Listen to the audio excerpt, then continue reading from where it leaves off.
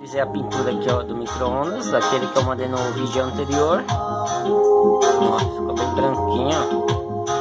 Ficou muito bom, pelo menos eu gostei. Como aqui em cima estava danificado também, aqui em cima estava muito mais. Aí eu dei uma lixada bem básica mesmo, bem simples, porque aqui fica escondido, né? E também fiz essa parte de cima também.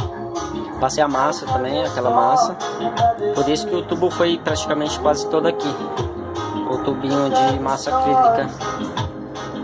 Aí eu protegi aqui os equipamentos aqui do lado, os fios, né, aqui do lado.